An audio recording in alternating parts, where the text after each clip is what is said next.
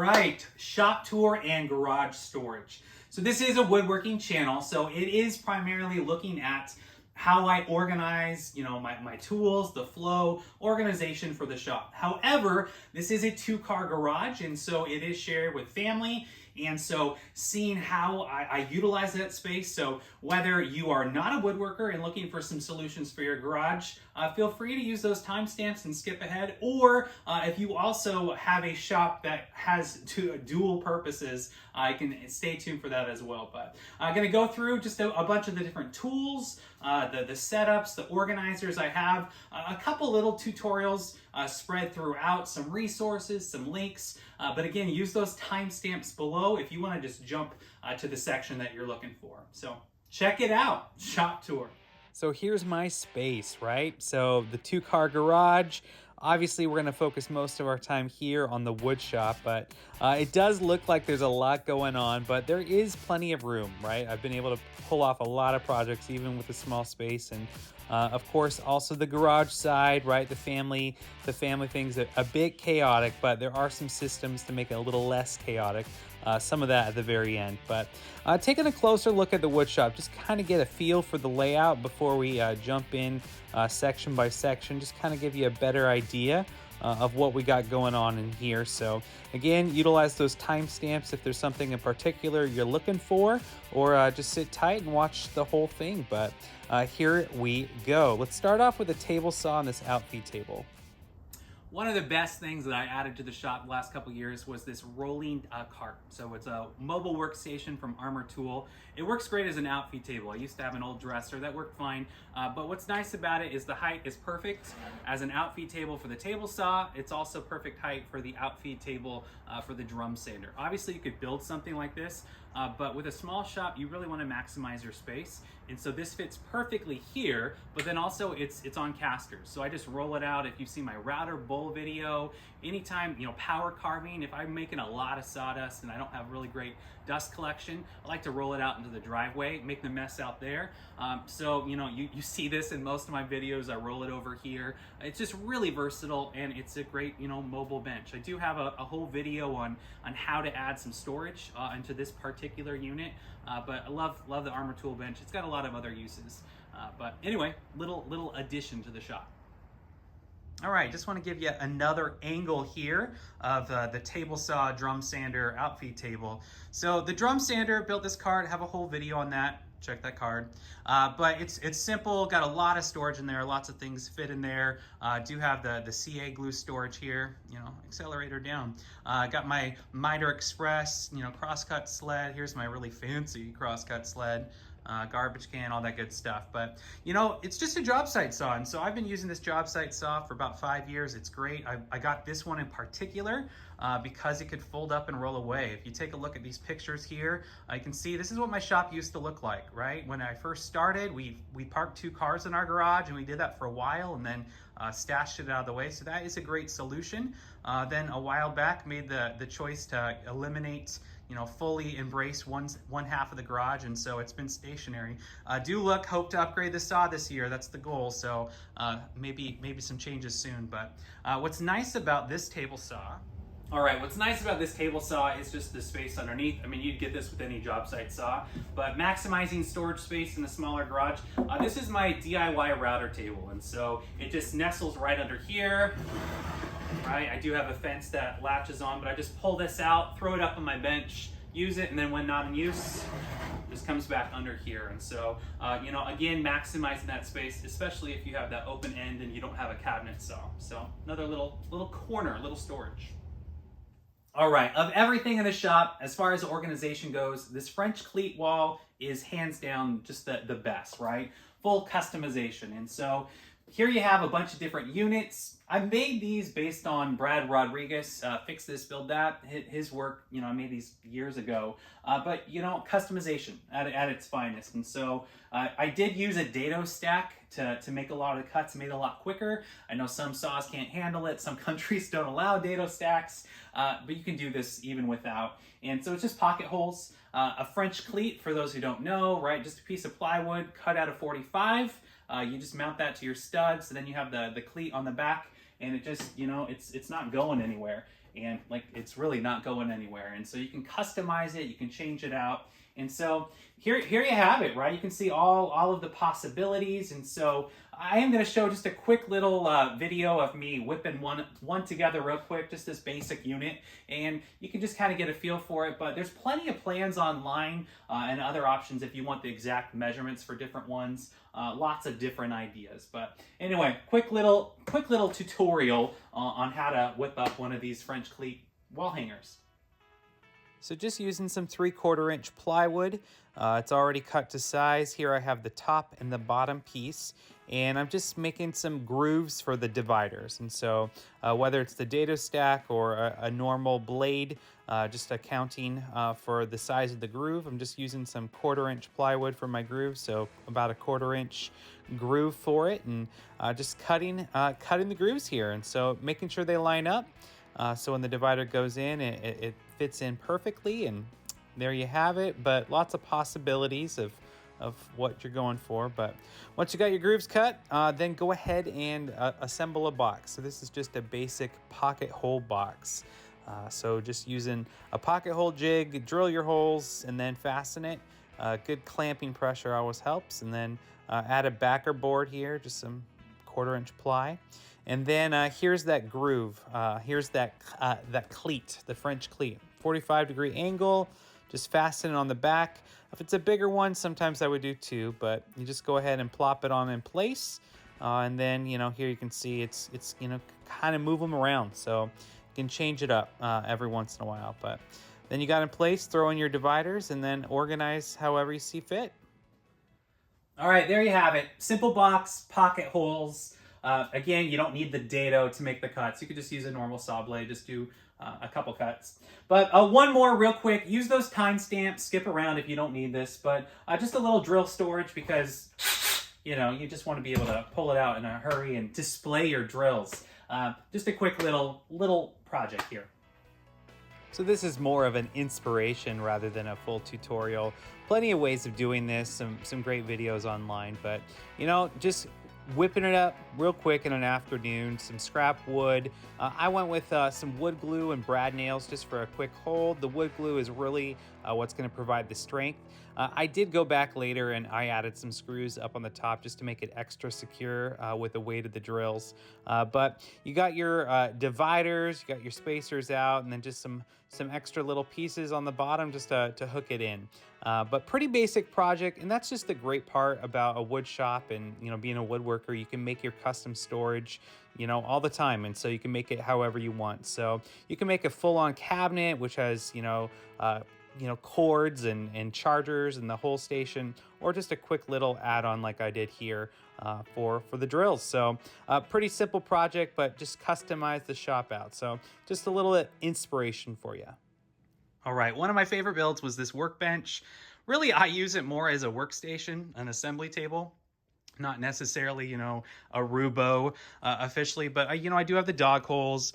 I do have, this, so I can use stops, and I still use it, for some traditional things, but it's just a great beefy table. There is the storage down below. I will be making a cart eventually for these units, but I've been saying that for a couple years, so we'll see. But this is a great table. All right, really it is a workbench, not a table, but I do, like I said, use it as an assembly table.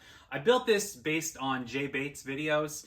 Super simple to do. I made this without a planer, and I learned a lot along the way with my sons. And so it's a great fun project to build for your shop, whether you're starting your shop or you've had one for a while. It's beefy, it doesn't move around at all. It works for a lot of different things, and so I'm really happy I made it. And so anyway, it's Workbench. The end. Cheers. All right, with the Workbench, I've never really regretted not being able to access from both sides. When I put in the Lathe Cart here, it just made a lot of sense for the layout of my shop to make room. You can see I have a bunch of sheet goods in here, and so this is actually a great place to store sheet goods. I just roll these things out of the way. If I'm bringing in a full sheet of ply, here's a full 4x8 sheet of plywood.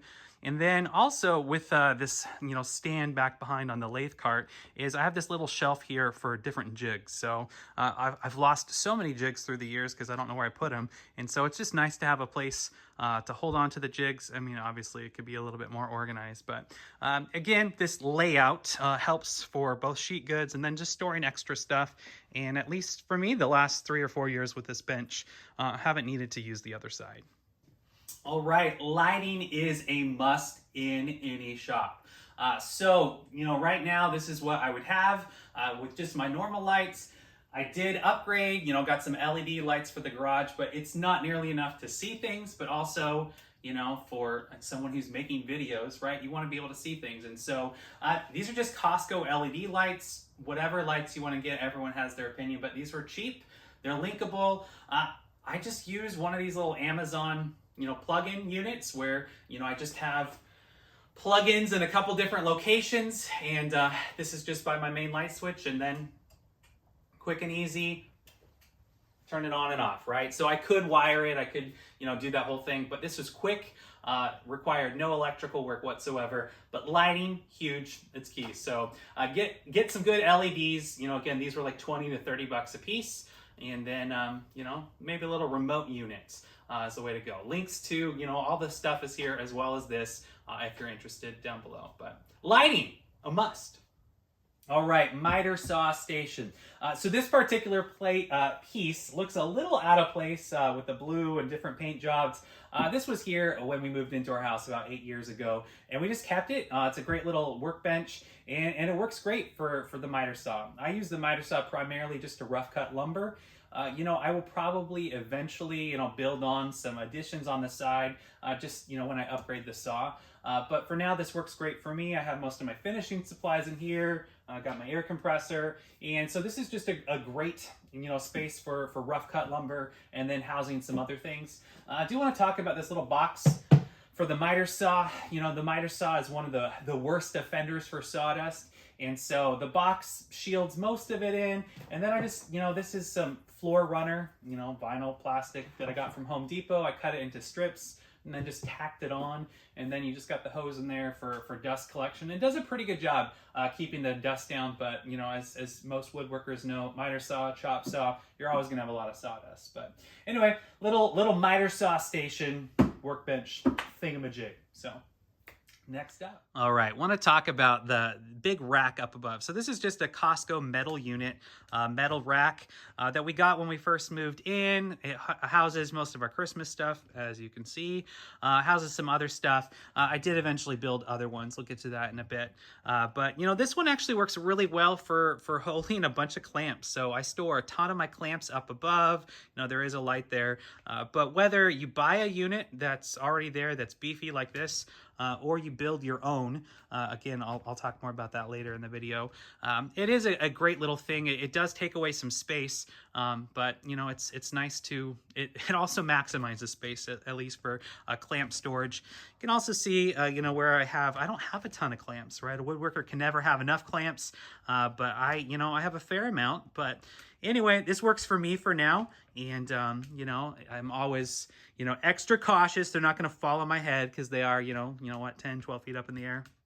But some clamp storage and some clamp storage. Wahoo. All right, next up. All right, pegboard. Here you can see I do have a metal pegboard. This is wall control. I bought this years before woodworking, so not sponsored at all. Wall control, there's quite a few woodworkers who now have it. It's great. I like it. It's definitely better than like an MDF pegboard. The fasteners really do hold the tools in place. If I were to do it again, I probably would build a French cleat wall where I could build my own custom holders. It's just a little bit more fun for me. I've seen some great ideas out there, but I already have it. And so I'm actually starting to customize myself, and just, a piece of wood here with some chisel storage. The wall control does have some good fasteners, and it is pretty secure. Some people opt for tool chests or to keep it all in cupboards. I like to see the things so I know where they're at and I use it. And also it just, that OCD, it's kind of like all organized just so, and I can just really quickly and easily grab my Duresta ice pick. Jimmy Duresta. Godfather of woodworking. Okay. Anyway, so pegboard is awesome. Got all my things here. Fire extinguisher. Make sure you got one, right? Check on it every once in a while. Make sure it's up to date. You know, all your knickknacks, whatnot. But there's the pegboard. Wahoo! All right. So just another little thing here. Underneath the wall, we got ourselves a shelf. Just some drill bit storage. Got all these different attachments for the drill press, different drill bits. It's just nice to have everything there. Eventually, you know, hope to make a cabinet here. But for now, we got, you know, all kinds of old woodworking magazines and books there. I do love these magnetic strips. They're super handy for whatever you got, like tweezers. A must in a wood shop. So this is one style that I like to use. I also have another kind that's you'll see in the Lathe Cart. Links to all of this stuff is down below if you're interested. But do you want to mention this right here? So safety in the shop, respirator. This was something picked up from Mark Spagnolo, Wood Whisperer, a while ago. Is actually, you know, this is an alcohol-free little swab to clean out your respirator. So, you know, some safety stuff, right? Keep it clean. Anyway, some more storage, some more solutions. All right, two other tools in the shop. Upgraded to this Rikon variable speed drill press. It is still a benchtop unit. Again, on this table, I can knock this down. Probably I'll eventually make a cart so I can move it around because I still lift it and move it over to my main workbench, especially when I'm hogging out material because it makes such a mess. But great little unit, works on the bench. Then my little bandsaw that could, a small WEN unit, definitely need to upgrade this at some point. I only have the 6-inch resaw capacity, but I still have one and it's great to have. But again, we'll need to make one that can move around for resawing. Just have to move the sheet goods to resaw bigger stuff. But I have, you know, milled some of my own logs and some other things, you know, just, you know, fallen tree logs around here. Small stuff, you know, really when I say logs, it's like a tree branch. But anyway, bandsaw's here. Drill press is here. Not a lot of room, but again, making the most of the small space in this garage. All right, the back corner of the shop, it's kind of a hot mess, right? We all have those corners, and so I really do need to build in, you know, some proper storage, some proper, you know, shelving for this. But it's just odds and ends. This is where it would be nice to have cupboards, you know, and doors. But I mean, I can still see it, which is nice. Eventually, hope to get some, you know, more French cleat action in here, a little bit more storage, but it works, right? Got our tape, got our fasteners, got all the odds and ends, and just all the junk. Some more jigs, some more stuff up there, but you know, got to have access to the furnace and the water heater. But just different odds and ends. You know, other projects. More wood, right? So this is all full of different scrap wood projects that are laid out, future projects, packaging materials, and then you can see some of that glorious Claro walnut, some of that wood. Do need to get some more lighting in there, but that's just the back corner of the shop. Will definitely look differently, hopefully, in the future. All right, so for most of my wood storage, I actually use this cart. I like to do vertical. I did say cart. There are casters on this. However, I haven't moved it since I made it. Just vertical storage works a lot better for me, other than, you know, the stack, and it works pretty well. And so most of my wood is here. Some smaller stuff, offcuts are here. I do have more stored elsewhere, but most of my hardwoods are stored right here. So just a really simple, a simple little cart. So here's just a couple pictures of the process. All right, so it is just a 3/4 inch plywood base with a bunch of pocket holes. Here you can see my boys are, you know, hanging out in the base, but you can see I did make some grooves, some dado cuts, just to slide the pieces into place. But it's, again, it's pocket holes, some dados, pretty straightforward. This, again, just kind of gives you an inspiration, an idea, not a full tutorial, but it's just a vertical lumber rack, and it works great. Again, I can see the wood, I can see all the different species. It's just a lot easier to access, and it kind of showcases the wood. You can see that grain pattern. It's nice to be able to just kind of zone out, stare at it before a project. But lumber cart. All right, here is a really fancy table for the scroll saw. It's beautiful. So I used to have an old scroll saw. It was a garage sale unit, had this stand, it was here. Upgraded to this scroll saw, great little unit. Eventually I do have a cart in mind, so stay tuned for that at some point. You'll see a cart. I'm gonna finally do a flip top-esque cart for the planer, a couple other tools, but as well as the scroll saw. But for now, I like the height low. I like to be able to sit low for the scroll saw. So right now it's just tucked into this corner. Here you can see the lathe station, right? And so it's just a small, Rockler mini lathe. Having all these built-ins really is helpful, right? I like having, my sharpening station right there. It's real quick. Get a good grind on it. I got some offcuts, just other blanks for turning, all right here. So it's just a nice little feature here. Pretty simple cart. Again, just some random knickknacks and storage, but little lathe cart. A little bit more on this lathe cart. Just like with throughout the shop, you'll see built-ins. That's the great thing, is you can just customize it, just super basic.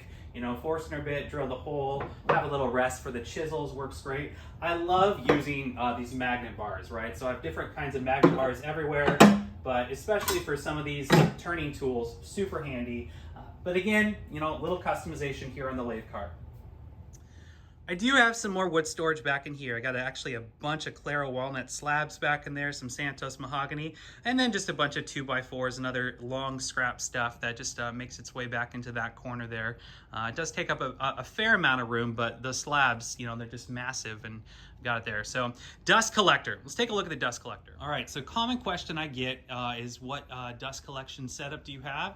So this is the Grizzly G0860, right? It is a Cyclone 1.5 horsepower. It's a nice little unit. All right, it isn't a little unit, it is a pretty big unit. So this was an upgrade. I used to have a rigid shop vac and a dust deputy separator. That worked great, that was amazing. But once I wanted to get the drum sander, I knew I would need something with more power, and I didn't go with 220, right? This is a 110 unit, and it works great. It works great for me. It's got the big, 2-stage, and it works really well. There's other models like, Laguna, the B Flux or C Flux comparable. At the time when we got this one, it really was the best one for the money. I know the price has gone up recently. One thing I will note, if you're looking at this particular model, it is 110. Even when I had it on a dedicated 20 amp circuit, it just would the breaker would trip every time. And so reviews online, some people said, oh yeah, I had that issue. Long story short, I had to get a 30 amp RV adapter. And so to run this, I did still have to, run, you can't see it back there, but a 30 amp. So you are gonna have to do some electrical work. So don't buy this unit thinking, oh, 110, no issue, plug and play. And so if you're like, oh, I'm already gonna do it, maybe, go up to the 2 horsepower or one that's 220. But it is a great unit. I just have two hoses that does all my work. I have one that goes straight to the table saw and it just lives there. And then the other one is just, these are the little woodpecker one time little doohickeys. Work better for blast gates, but I just use the big Rockler flexible hose to do everything in the shop. And so it works for me in the garage. This one unit, don't do any piping. It's not worth it for me, maybe at some point, but there's my dust collection. One of the biggest additions were these built-ins, right? So utilizing the space that's up on the top of the ceiling, just super basic, right? So these two sit above the garage, can fit most of our camping gear up here, some painting materials, old knickknacks, mementos, some holiday stuff. That one is a built-in one, but just then another one just over here. And so just super simple to install. You just add some 2x4s that you rip down, find the joists, anchor it, and then it's pretty straightforward. So just got our uprights, it screws. There's plenty of videos online about this. I think I based these off of Jay Bates' video years ago. So anyway, another little solution is just building these for some storage up high. You of course can buy a Costco unit like this one, but these work great. All right, one corner of the garage was this built-in pantry. So we used to have wire shelves, needed to have a better solution just to keep it all together, but also to keep the sawdust out, keep the kids out. So this is a pretty straightforward build. You can see these pictures here of the whole process. It's just pocket holes, right? Everything in the shop is really pocket holes. But just a really simple solution. But we do have magnets, here, just so the kids are in here, whatever, pantry stuff, beverages, canned goods, all that good stuff. But it's super simple, not even like that fancy, right? Just it's shelves, it's got some basic doors, it's just plywood. But that's a great storage solution for a garage, especially if you have the shared shop. You know, this thing in the back was a built-in that was already here. Little shoe rack, right? Again, just pocket holes. You just make simple solutions, just a bunch of pocket holes, get your shelves for your shoes. And so just 2 more little solutions right here. All right, this corner is a bit of a hot mess, but you can see some more of those storage solutions. This unit actually I made for inside the house. It was custom fit into a 1 corner, but we ended up bringing it in the garage just for different reasons. But it's pocket holes. This one just happens to have some molding and some paint. But you know, other solutions, just more pocket hole projects. Got a little ladder rack, just, you know, super basic. Back here in the corner, some old fence material, right? It's just, again, super basic, just little garage hacks, but you know, might as well give you the full tour of all the corners. Got some more wood storage up here, but another corner of the garage. All right, there you have it, Shop Tour 2022. If that was of any value to you, please consider subscribing. Typically, we're doing projects, tutorials, but you know, some different organization systems, some different shop furniture, garage solutions in here for you. Typically, you'll see some more of those. So take a look at these videos for some project ideas, but stay tuned. Got some new shop organization coming this next year, maybe some new tools, some different layouts, but lots of good sawdust shenanigans with all kinds of woodworking as well. But thanks for watching. Take care, and we'll see you next time.